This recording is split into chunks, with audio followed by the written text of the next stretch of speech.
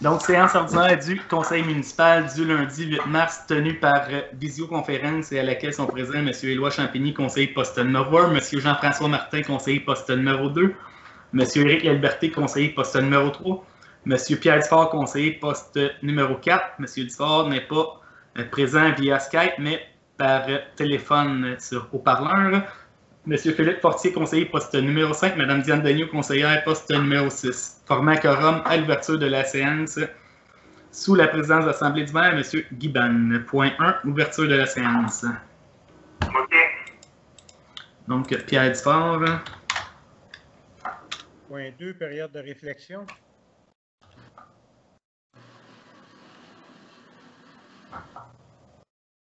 Point 3, adoption de l'ordre du jour. Prendre un proposeur. Diane a fait signe que oui. Point 4, adoption de procès-verbaux. 4.1, adoption du procès-verbal de la séance ordinaire du 8 février 2021. Éloi. Parfait. Point 5, trésorerie. 5.1, approbation de la liste des comptes du mois de février 2021. Donc, vous avez la liste des comptes détaillés. On parle ici des montants. C'est pas bien, non.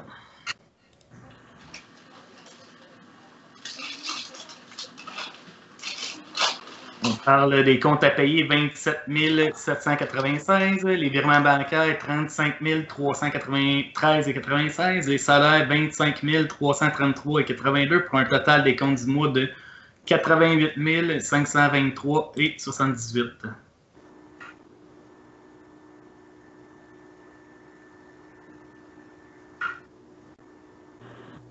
S'il y en a qui ont des questions? Ouais, c'est bon. C'est bon pour moi. Ça, on C'est prend bon un pour moi. proposeur. Diane.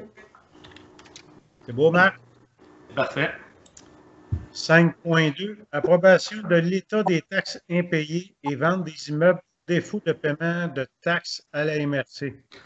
Donc, en vertu des articles 1022 et suivants du Code municipal du Québec, la municipalité doit préparer une liste des personnes endettées à son endroit et cet état impayé envers la municipalité vous est soumis aux membres du conseil. En vertu des articles 1023 et suivants du Code municipal du Québec, une municipalité peut procéder à la vente des immeubles pour défaut de paiement. Donc, avant la vente pour taxe de ces propriétés, des derniers avis ont été envoyés par courrier recommandé aux propriétaires dont les soldes supérieurs à 200 $ sont passés du 2 ans. Vous avez également joint au document un extrait des personnes endettées envers la municipalité, vente d'immeubles pour défaut de paiement. Donc, le secrétaire trésorier de la municipalité, qui est moi-même, s'il en reçoit l'ordre du conseil municipal, doit transmettre au bureau de la MRC ainsi qu'à celui de la commission scolaire l'extrait de l'état des personnes endettées tel qu'approuvé. Donc, vous avez la liste des personnes endettées ainsi que le formulaire requis pour l'envoi du dossier à la MRC d'Acton. On parle ici de la propriété, une seule propriété. Elle est identifiée par le matricule 48045, 7660, 78, 7855. C'est le lot numéro, les lots numéro 1 957 922 et 1 960 433 du cadastre du Québec, pour une somme totale en taxe municipale de 4 228,10 $. Ça va prendre un proposeur. Pierre. Oh, Pierre Dufort, c'est bon. Point 6, demande de citoyens ou organismes. 6.1, Chambre de commerce de la région d'Acton, Assemblée générale annuelle. Est-ce qu'il y a des membres du conseil intéressés à assister ou à être présents sur le conseil d'administration de la Chambre de commerce de la région d'Acton? C'est quand? Mercredi cette semaine, le 10 mars à 18 h en Zoom. Réservation avant. Moi, je vais assister. Je vais d'habitude à toutes les années. Là. Parfait. Est-ce qu'il y avait d'autres choses par rapport à ça? Donc, c'est beau pour tout le monde. C'est bon? Ouais. On passe au point suivant. Toi, Marc, tu vas faire le lien avec la Chambre de commerce, quoi? Diane est déjà en lien direct avec la Chambre de commerce, souvent. Ouais. À moins que je me trompe. Je vais l'appeler Parfait. Elle est en ligne Merci. direct. direct. On est rendu au point 7, première période de questions, durée maximale de 15 minutes. Est-ce qu'il y a eu des questions via Internet, Marc? Oh non, aucune question qui a été transmise. Aucune question. Donc, on passe au point suivant. Point 8, travaux publics. 8.1, dépôt du compte-rendu de la réunion du comité des travaux publics. Donc, vous pouvez prendre acte du rapport déposé concernant la réunion du comité des travaux publics. Point 9, urbanisme et services d'inspection en bâtiment et environnement. 9.1, dépôt du rapport mensuel du service d'inspection, dossier d'infraction et permis émis. Vous pouvez prendre acte du rapport de l'inspecteur en bâtiment concernant son rapport mensuel.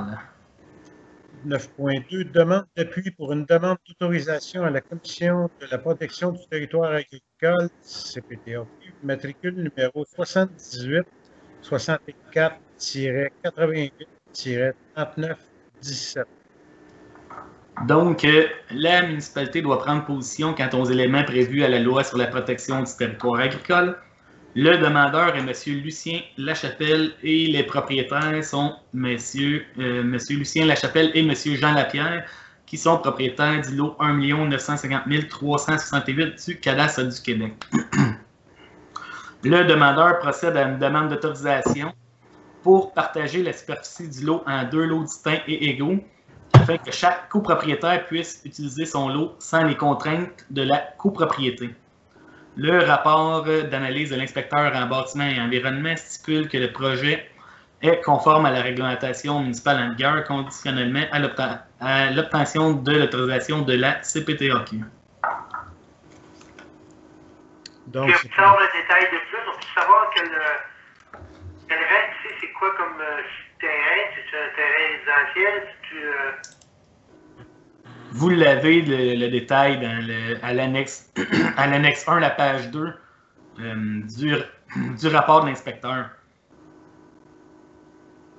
On parle, vous avez le détail, là, le projet un petit peu plus détaillé. Là.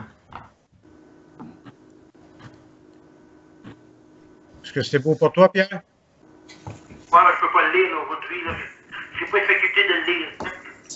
OK. Ça dit que c'est une terre à bois, puis sol de classe 7, là, fait que c'est pas un gros potentiel agricole. OK, merci. Dans le fond, c'est suite au décès d'une propriétaire par succession. Donc, ils veulent diviser pour que ce soit plus simple, là, au lieu que d'être une terre en copropriété. C'est une succession. Là. OK. Ils veulent créer 2 lots au lieu d'un. Exact, ouais. OK. Tout le monde est d'accord? Oui. Non. Ça va prendre un proposeur? Philippe? Moi, Eric. C'est bon. Là, on est rendu au point 10, le conseil. Pour ce point-là, je demanderais à Philippe, M. Fortier, de se retirer, s'il vous plaît.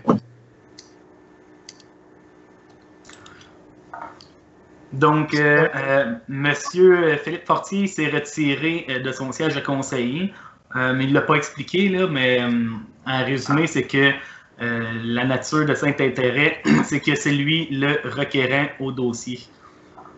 Donc, c'est lui le demandeur au dossier. Donc, la municipalité, on a le dépôt d'une requête introductive d'un recours à l'endroit de la CPTAQ, de la Commission de protection du territoire agricole.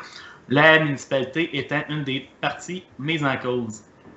Donc, il s'agit seulement que de prendre résolution pour autoriser la direction de la municipalité à travailler avec les aviseurs légaux de la municipalité, la firme Cain et la Mort. Ça va prendre un proposeur. Éloi. Point 11, gestion. Ça ne sera pas long, monsieur Guy. J'ai écrit à OK. qui pouvait revenir. On va l'attendre. C'est là. C'est beau. Gestion et Oui. direction générale. 11.1.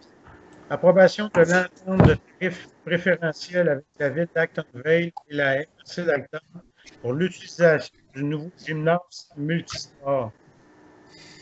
Donc, vous avez reçu le projet d'entente déposé par la ville d'Acton ainsi que la MRC, projet d'entente qui inclut également toutes les municipalités de la MRC d'Acton. Donc, c'est de prendre résolution pour approuver cette entente et de désigner le directeur général et le maire à être signataires. Propose. Éric. J'ai pas compris, c'est qui? Éric. Éric? La liberté. Parfait.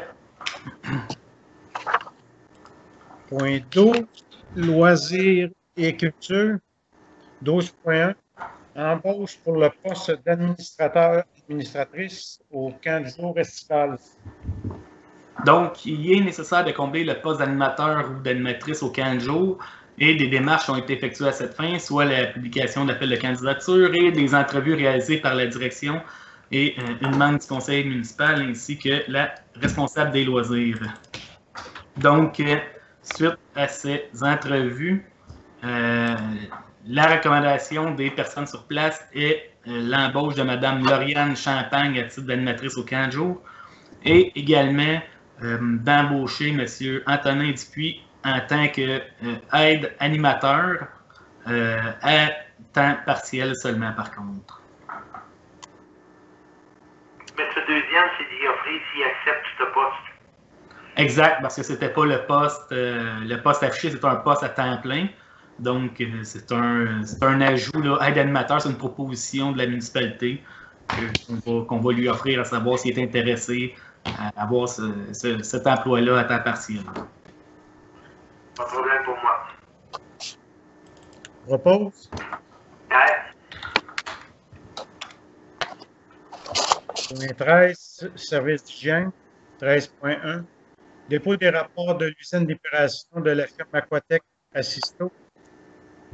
Vous pouvez consulter le rapport réalisé par votre Assisto. 14. Correspondance. 14.1. Dépôt de documents et des correspondances du mois. Il n'y a seulement qu'une principale correspondance pour le mois. Il y en a plusieurs, mais la principale, c'est la correspondance du ministère des Affaires municipales. Comme quoi que ce jeudi 11 mars, il y aura une mise en berne des drapeaux du Québec en commémoration nationale en mémoire des victimes de la COVID. Donc, vous avez également l'horaire de l'Assemblée nationale qui vont rendre hommage aux victimes de la COVID. Marc, est-ce qu'on est capable de baisser le drapeau, nous? Oui, il n'y a pas de problème. Oui, OK.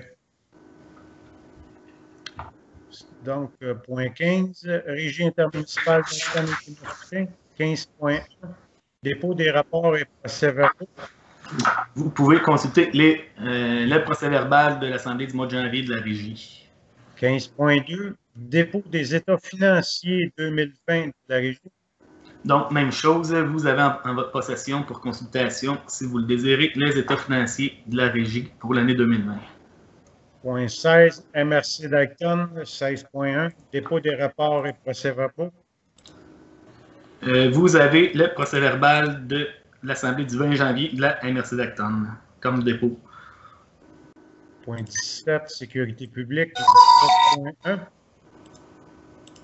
Dépôt des rapports d'incendie réalisés par la ville d'Acton.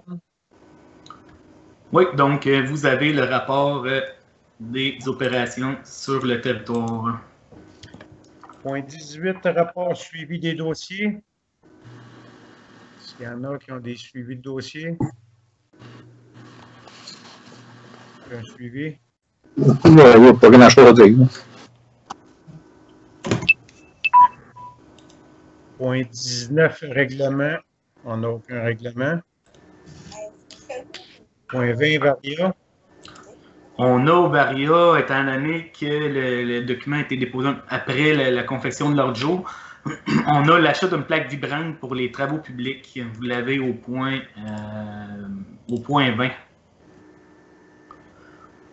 Ah, j'ai vu ça, là, 12 000, on avait-tu...